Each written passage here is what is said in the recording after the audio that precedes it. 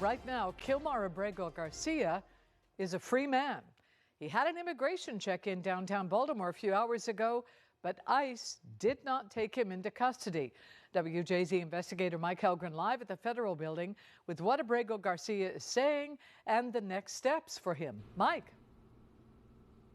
Denise, this is one of the highest profile immigration cases in the Trump administration, but that freedom may be short-lived. And we want to go straight to that extraordinary scene this morning.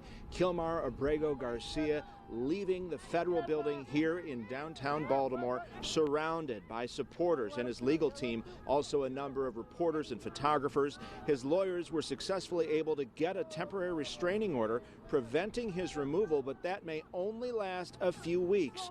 It was based on the fact that there was no final order of removal.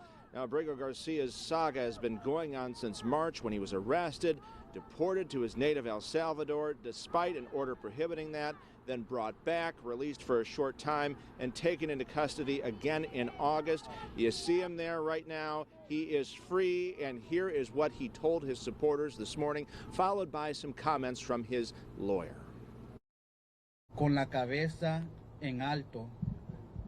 I stand before you as a free man, and I want you to remember me this way, with my head held up high.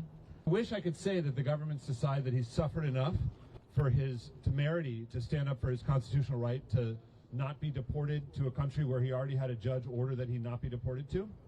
I wish I could say that this is the end of the story, but I think we've all been here long enough to know that, unfortunately, the government is not going to leave well enough alone.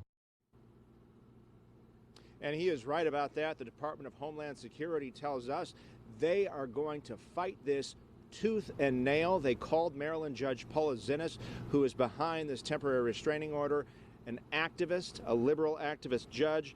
They say that this temporary restraining order lacks a valid legal basis, and we're going to have some more analysis and comments from Senator Chris Van Hollen, all coming up when we join you again on WJZ News at 4, 5, and 6 o'clock. For now, we're live at the federal building downtown. Mike Helgren, WJZ.